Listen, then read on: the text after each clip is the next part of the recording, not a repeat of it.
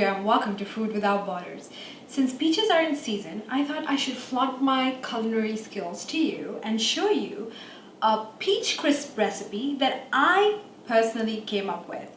So it took me a little bit to get the recipe right, and now that I have it nailed down, I thought it was worth sharing with you guys. It's paleo, it does not have any processed sugar, which is why it's paleo. It's gluten-free, it's grain-free, it's all the good stuff that you need. So let's get started with ingredients. So the first ingredient, and of course the most important ingredient, is peaches. And I am going to remove the seed and roughly chop them.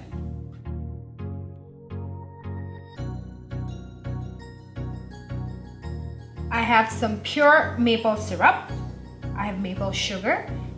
You could replace maple sugar with coconut sugar, date sugar, brown sugar, or white sugar.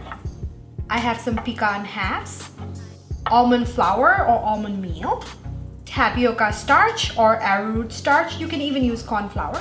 I have some butter, and this is salted butter. I have some salt to taste.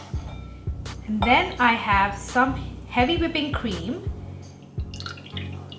that I will be whipping at the end of the recipe. Some vanilla extract or vanilla bean paste.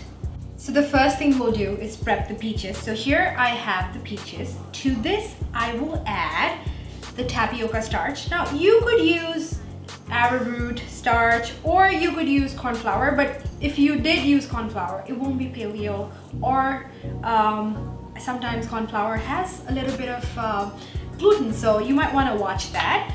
And now I'll mix in the tapioca flour into the peaches and set this aside. Now that the peaches are prepped, we will now work on the crisp. So to make the crisp, I have a really tiny handy chopper here. Into the chopper, I will add the butter,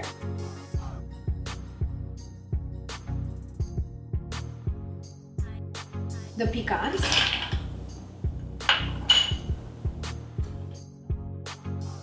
and the lovely maple syrup. And I don't know why we would bake this. I could just have it just like that.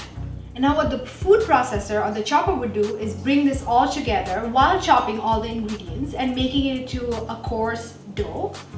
So let's get started.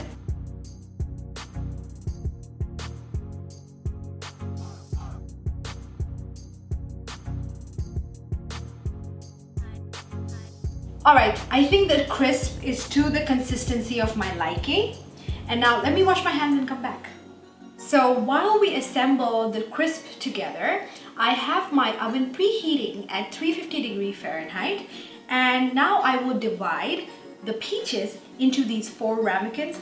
And this is like one of my small batch recipes too, because I love making desserts in small batches, precisely because if I make a boatload, I will finish it off in one day, which is not good for me, really. And what the tapioca starch really does is, it works as a thickening agent, so it would absorb all the excess moisture and give it that gooey and syrupy texture, which is what you want in a crisp. Oh, let's put this right back in. Nothing is wasted in this house. And now we will put the topping or the crisp onto the peaches. And what I'm really doing is eyeballing it and dividing the mixture into 4 parts, and that's it.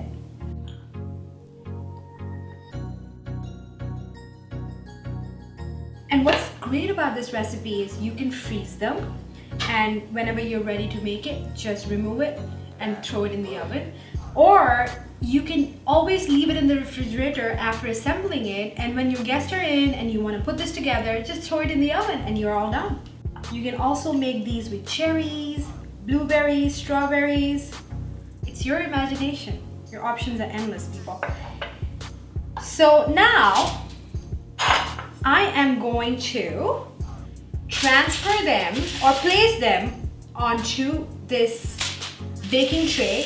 And I do this because in case they decide to overflow, I do not wish to dirty my oven. And now onto this, I am going to add the maple sugar. Someone gets a little more, someone gets a little less. No, not really. And people can speculate who's my favorite. And also add some salt. Now, I could have added salt to the crisp while I was processing it, but I like the first bite of salt because above this would be some whipped cream, and I really like that salty texture, and then again it gets sweeter and then it gets tart. It's like, it's all about layering. So a pinch of salt. And that's about it. Now this will go into the oven for about 20 minutes, and then when I come back, I'll show you what it looks like and how it tastes. So folks, we are back, and this took about 25 minutes to bake. Like I have said before, different ovens take different times, and this took about 25 minutes. And then I let it cool for about 7 to 8 minutes because now I will add the whipping cream onto this. You could serve it with some ice cream, but I love my whipping cream better. And I don't add any sugar to this. All I do is add a little bit of vanilla extract or vanilla bean paste, and then I just whip it. And you can use handheld whisk, but I just do it with my balloon whisk and it just works fine. And plus, I'm working out, so I wouldn't be that guilty eating this treat.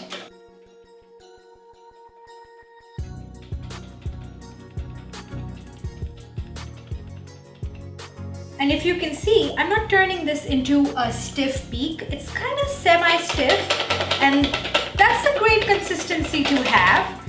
And look at that. Oh, isn't that so gorgeous? Look at that. It's like semi-stiff. So now I am going to scoop a dollop of this beautiful vanilla whipping cream onto this beauty right here. And what do you think I'm gonna do? Look at that. Well, let's move the whipping cream aside a little, shall we? Look at that. And you will have to serve it as soon as you put the dollop of whipping cream, because then, you know, it starts to disintegrate and then it'll turn into butter and it will taste good.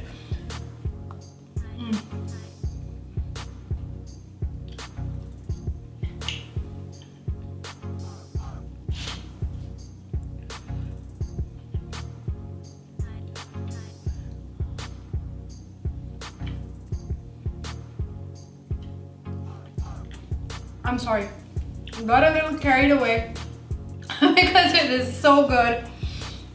The peaches are cooked perfectly.